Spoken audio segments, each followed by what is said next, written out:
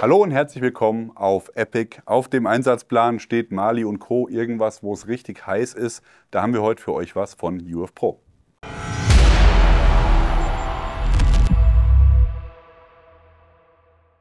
Holt die Caipirinhas raus, jetzt wird es tropisch. Die neue UF Pro TT Tropical Uniform ist da und wir wollen sie euch einmal im Detail zeigen. Wir haben sie euch auf der SHOT Show schon mal angeteasert und kurz mal über die Features drüber gegangen, aber jetzt haben wir die Sachen mal hier und wollen sie euch einmal komplett im Detail vorstellen. Jedes einzelne Feature, damit ihr einfach mal seht, was die Uniform kann. Wir haben tatsächlich aktuell niemand drüben im heißen Gebiet, der die auch mal im Einsatz tragen kann. Von daher sind wir auch schon jetzt dankbar, wenn ihr bereits Erfahrungen gesammelt habt und vielleicht es im Einsatz tragen konntet und uns dann mal ein Feedback gebt. Aber wir sind bei UF Pro generell immer der Meinung, das Zeug ist so gut getestet und ausprobiert worden, dass man diese Reviews oder Tests sich im Großen und Ganzen auch sparen kann.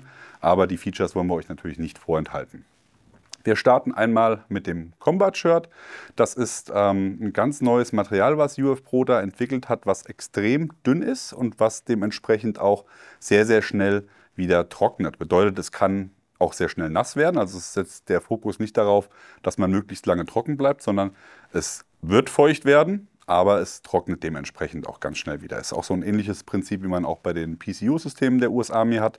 Da geht man schon fest davon aus, dass man nass werden wird, aber die Materialien sorgen dafür, dass man entsprechend auch schnell wieder trocken ist und genauso soll es ja auch sein. Hier hat man bei diesem Material ein 100% Polyamid-Material gewählt und beim Torso 92% Polyester und 8% Elastan. Im Vergleich zu den anderen Combat Shirts von UF Pro ist hier auch der Frontreißverschluss nochmal ein ganzes Stück länger gewählt worden, also tatsächlich nochmal 3 bis 4 cm weiter runter, um hier auch nochmal mehr Belüftung zu gewährleisten. Und damit der Reißverschluss nicht auf der nackten Haut liegt, ist hier eine Flappe unterlegt, inklusive Zippergarage im oberen Bereich, damit der Bart oder das Kinn nicht versehentlich eingeklemmt wird. Hoher Kragen ist natürlich obligatorisch beim Combat Shirt, denn wenn die Sling getragen wird oder auch der Plattenträger, möchte man hier ein bisschen mehr Schutz haben, genauso wie auch die Sonne, die in den Nacken knallt, weil so weit runter geht der Boni entsprechend nicht. Typische Features, die man auch bei einem Combat Shirt von UF Pro findet und uns auch immer sehr gut gefallen, hat man auch bei vielen anderen Herstellern nicht. Ist hier einmal der der Zahnhalter für die Oberarmtasche. Bedeutet, ich nehme das hier zwischen die Zähne und kann dann entsprechend den Reißverschluss einhändig öffnen, indem ich da die Zähne dran klemme. Und dann komme ich da auch sehr, sehr schnell ran. Die Oberarmtaschen selbst sind auch wieder UF Pro typisch. Ihr habt hier ein großes Klettfeld auf der Außenseite mit einem Stifthalter in der Mitte, der hinter dem Klett verläuft und oben auch nochmal entsprechend abgenäht ist. Die Tasche selbst hat einen Reißverschluss auf der Vorderseite, der mit einer Flappe abgedeckt ist und bietet hier nochmal genügend Platz, um Gegenstände im Oberarmbereich unterzubringen. Die Bündchen werden hier mit Klett reguliert, sind von der Passform auch weit genug, damit ich das Ganze auch ordentlich hochkrempeln kann, so wie sich das gehört. Und natürlich hat man hier auch dafür gesorgt, dass, falls Bedarf da ist, im Ellbogenbereich nochmal ein Protektor eingesetzt werden kann. Wie alle anderen Combat Shirts von UF Pro und auch die Jacken hat man hier die Airpads eingesetzt. Die sind hier im Schulterbereich zu finden. Die sorgen dafür, dass wenn ein Rucksack oder Plattenträger getragen wird, das Ganze nicht direkt auf den Schultern aufliegt, sondern hier durch dieses Luftpolster ein bisschen abgesetzt wird und dadurch natürlich mehr Komfort entsteht und weniger Schwitzen verursacht wird. Die Pads lassen sich hier auch komplett entnehmen. Dazu habe ich hier auf der Innenseite ein Mesh-Material und dann kann ich hier das Ganze herausnehmen, um das Ganze auch mal waschen zu können bei Bedarf. Oder wenn ich sage, ich brauche das nicht, ich habe eh Schultern aus Hornhaut, dann kann ich natürlich das Ganze auch ohne die Polster benutzen. Ebenfalls schon bei den vorherigen Combat Shirts im Einsatz gewesen ist hier der gepolsterte Hüftbereich. Sieht man hier schön, da hat man 3 Lagen verdicktes Material, was dafür sorgt, dass genau da, wo die schwereren Teile am Battlebelt oder am Einsatzgürtel oder auch beim Hüftgurt den Druck auf die Hüften bringen, dass da noch mal ein bisschen Entlastung geschaffen wird, genau unterhalb des Gürtels, in dem hier ein Polster eingebracht ist. Da das Grundmaterial hier so dünn und so leicht ist, hat man sich bei dem TT Combat Shirt hier gegen einen Mesh oder einen Zipper im Unterarmbereich dagegen entschieden. Das heißt, man hat hier nur das reine Material, was ihr im Brustbereich habt, nochmal in die Achsel reingezogen, um da entsprechend trotzdem eine gute Belüftung zu gewährleisten, auch wenn da kein spezielles anderes Material oder Reißverschluss zur Verfügung steht. Das war das Combat Shirt TT von UF Pro und jetzt gehen wir einmal uns die Hose anschauen, denn da gibt es natürlich ein paar mehr Details. Beim Combat Shirt fällt es ja in der Regel immer relativ spartanisch aus und genauso soll es ja auch sein, denn je weniger Features es hat, desto leichter es wird und desto weniger schwitzt man in warmen Gebieten. Weiter geht's mit der TT Combat Pant, passend zum TT Combat Shirt von UF Pro. Hier wird das gleiche Material verwendet wie bei den Ärmeln des Combat Shirts, also 100% Polyamid, wird aber nochmal zusätzlich unterstützt durch Schöller Stretch-Material an den üblichen Stellen, wie man das auch bei den anderen UF Pro Hosen kennt, also im Schritt, im Gesäß und im oberen Steißbereich der Hose. Das Material ist auch genauso wie bei den Ärmeln atmungsaktiv und super leicht. Zusätzlich hat man hier nochmal im Kniebereich Cordura, aber da gehen wir dann gleich nochmal drauf ein, wenn wir uns den Kniebereich vornehmen. Wir starten wie immer hier im Hüftbereich und schauen uns einmal das Gürtelsystem an, beziehungsweise auch die Verschlussmechanismen und generell den ganzen Hüftbereich.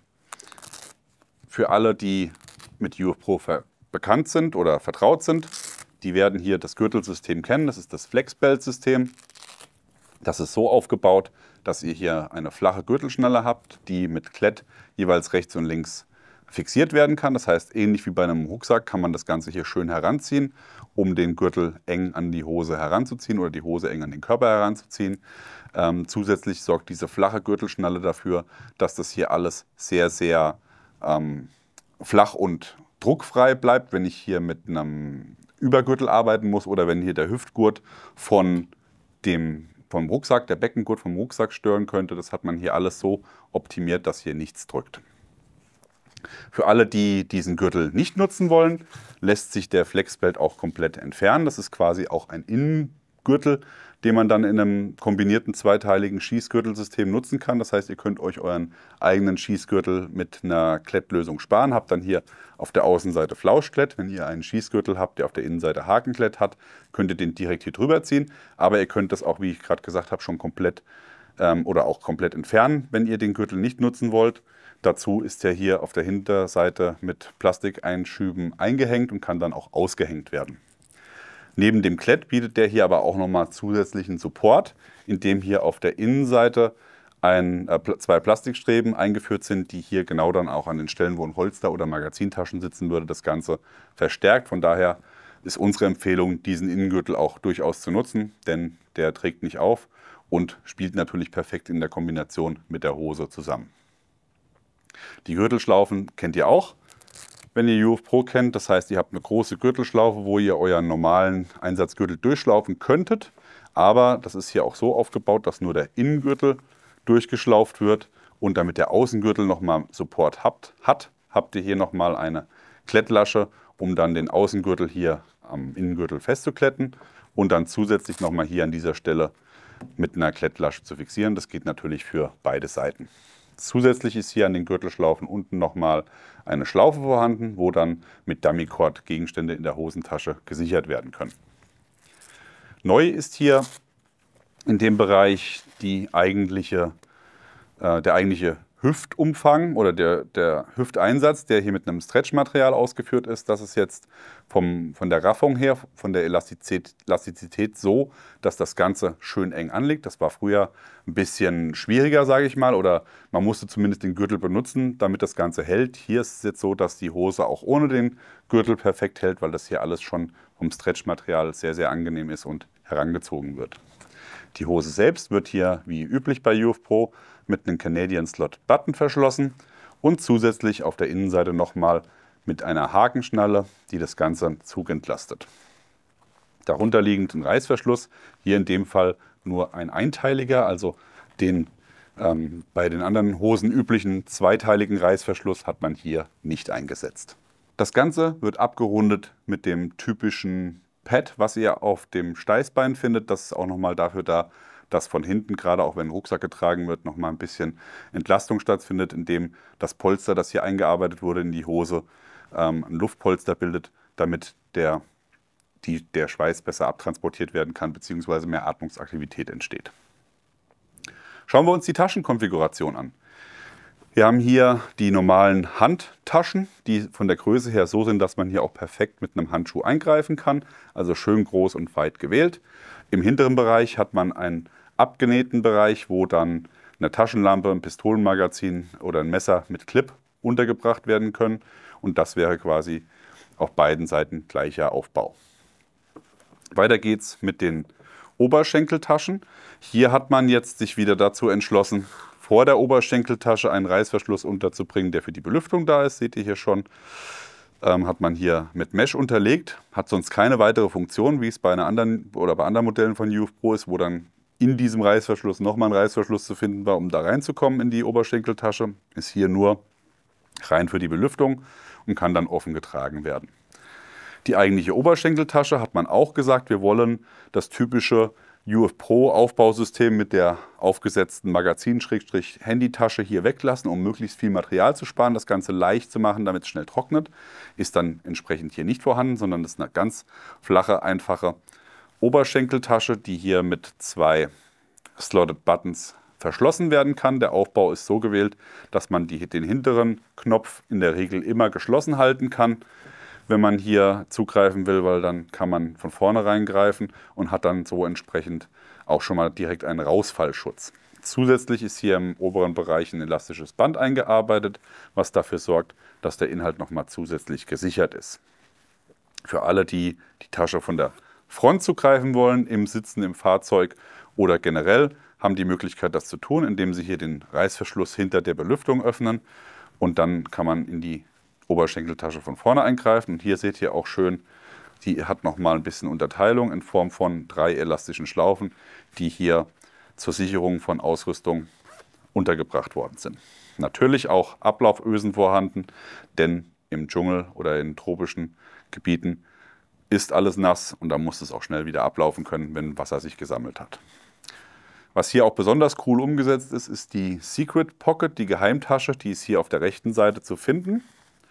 Und zwar hat man die in der Flappe untergebracht, oder in der Patte, wie man glaube ich sagt, von der Tasche. Wenn ihr die hochklappt, seht ihr hier, ist die eigentliche Flappe, die mit dem Knopf verbunden wird. Und da ist eigentlich nur am Schiffchen vom Reißverschluss zu erkennen, dass hier eine Tasche ist. Also die ist wirklich so perfekt in die Naht integriert, dass wenn ich das Schiffchen beziehungsweise den Zipperpull hier abschneiden würde, zu Gründen der Unauffälligkeit, würde man diese Tasche hier überhaupt gar nicht sehen. Und die bietet mir hier einfach nochmal einen Einschub in Kreditkartengröße ungefähr, wo ich nochmal kleine Gegenstände, einen Handschellenschlüssel oder ein kleines Messer oder was auch immer nochmal sehr gut unterbringen und verstecken kann. Gesäßtaschen und die Unterschenkeltaschen, die man bei den anderen UF Pro Hosen findet, sucht man hier vergebens.